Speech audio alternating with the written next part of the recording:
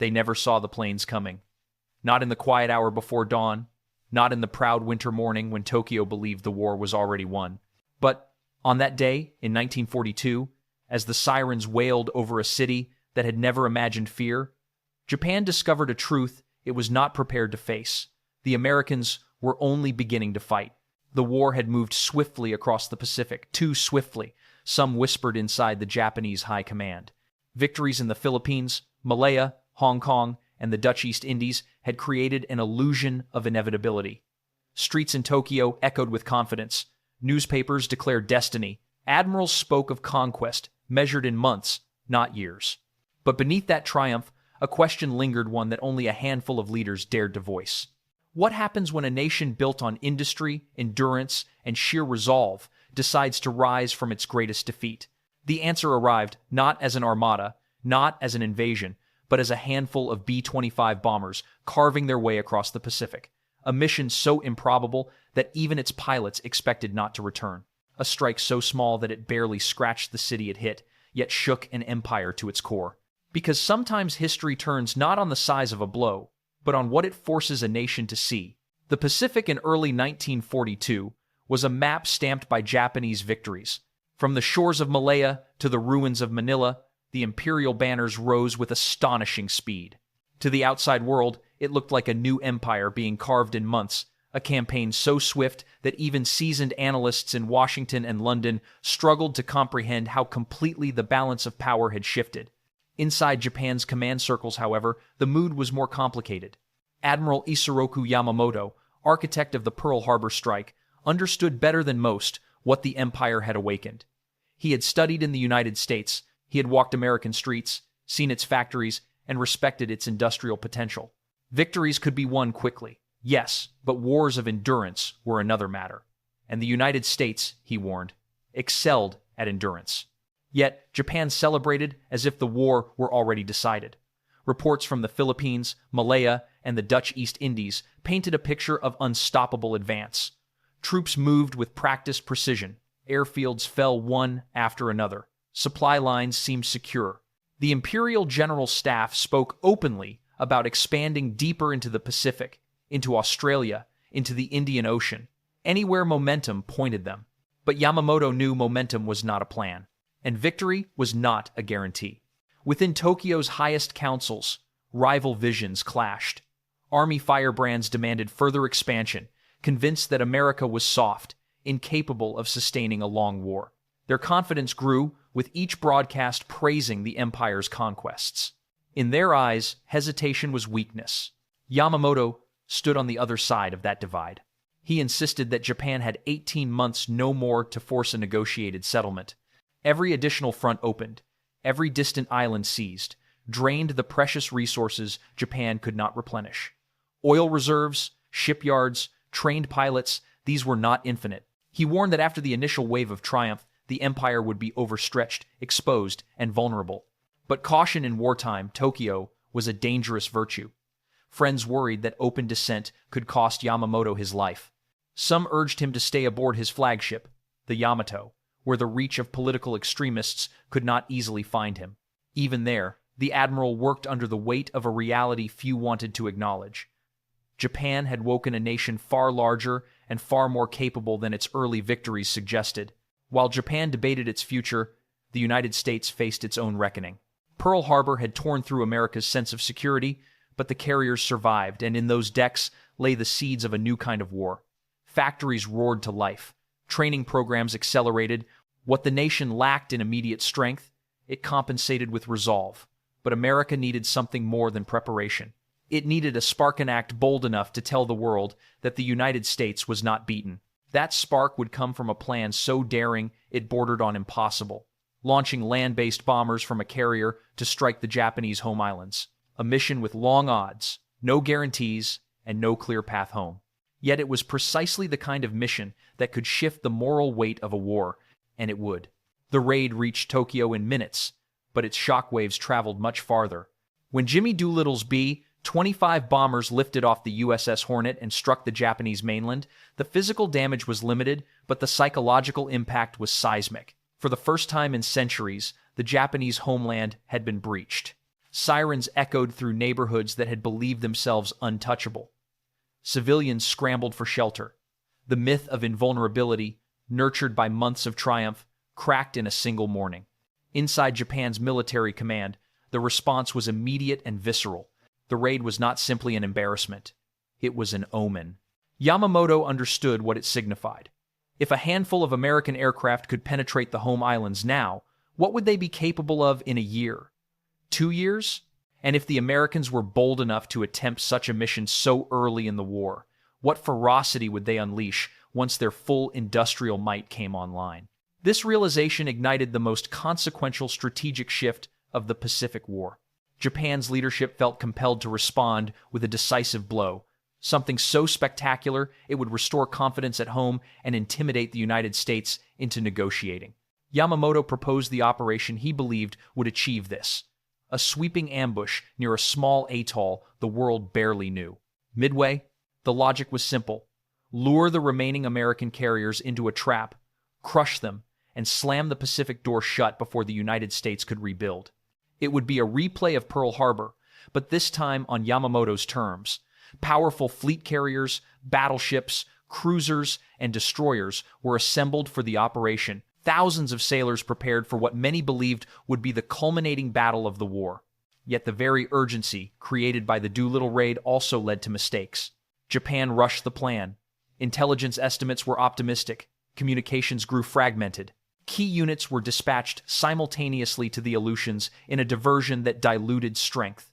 The empire was stretching itself thin at the moment it most needed cohesion. Across the ocean, the United States was reading signals literally. Cryptanalysts at Station Hypo had broken critical portions of Japan's naval code. They knew Midway was the target. They knew the timing. And they understood that this was the opportunity America had been waiting for. When the battle came in June 1942, it unfolded with chaotic intensity. American dive bombers descended on Japanese carriers at the precise moment their decks were cluttered with refueling aircraft and armed torpedoes. In less than an hour, 3 of Japan's frontline carriers were aflame. The 4th followed soon after. A single, desperate strike by Doolittle's raiders, small in scale, almost symbolic, had set off a chain reaction that tore apart the core of Japan's naval aviation. Midway was more than a defeat. It was a strategic amputation. 4 carriers gone, hundreds of elite pilots lost, irreplaceable mechanics and deck crews wiped out. Japan's offensive momentum, built over months, stalled in a single week. And into that vacuum of power, a new battle would soon emerge.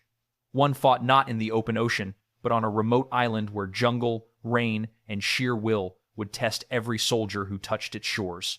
That place was Guadalcanal. Approximately 500 words. Turning points and consequences. The shift, the failures, the human and material costs. The aftermath of Midway did not bring clarity to the Japanese high command. Instead, it produced a silence that concealed the scale of the disaster. News of the 4 lost carriers was restricted to the highest naval circles. Officers in the field, soldiers on distant islands, and even many senior commanders continued to believe the operation had been a success. This illusion carried Japan forward into one of the most difficult campaigns of the war. With the carrier force damaged but not fully acknowledged as crippled, Japan accelerated its push southward. The plan was bold and, on paper, logical. By seizing New Guinea and the Solomon Islands, Japanese forces could sever the lifeline between the United States and Australia. If Australia were isolated, Allied operations in the Pacific would collapse into logistical strain. It was a strategy that sought to regain momentum through geography and pressure, even as Japan was losing its irreplaceable naval aviation strength. The center of this strategy became a remote island with thick jungles, rising ridges, and a patch of coastline large enough to host a new airfield. That island was Guadalcanal. To Japan, the airfield promised dominance over the shipping lanes that fed Australia. To the United States, the same airfield represented a threat that could not be ignored. When American reconnaissance confirmed its construction in mid-1942, the implications were immediate. If Japan completed and defended the airfield, the Allies would face a hostile base directly on their supply route. Despite shortages of carriers, aircraft, trained crews, and amphibious experience, the United States decided to strike before the runway could become fully operational. The landings on Guadalcanal in August 1942 marked the first major American offensive of the Pacific War. For many of the Marines who stepped onto the beach, it was a moment of tense uncertainty. They had trained for this moment, but few had ever experienced combat. The jungle was thick, visibility limited, and the enemy silent. Yet within the first hours, American troops captured the unfinished airfield almost without resistance. That early success carried a dangerous temptation to underestimate the struggle ahead. Across the water, on the islands of Tulagi, Gavutu, and Tanambogo, the situation was far different. There, seasoned Japanese units fought with unyielding intensity. Defensive positions were carved into hillsides. Machine guns were positioned to create overlapping fields of fire. Snipers hid in trees, caves, and collapsed structures. Every movement forward demanded coordinated assaults, grenades, satchel charges, and constant alertness. Casualties rose sharply. The Marines began to understand that this would not be an easy campaign or a short one. Every ridge and ravine held danger. Every yard of ground required effort and sacrifice. As air battles erupted above the island and naval engagements flared in the surrounding waters, it became clear that Guadalcanal was no longer a limited operation. It was becoming a struggle for control of the entire southern Pacific. Supplies piled on beaches under constant threat.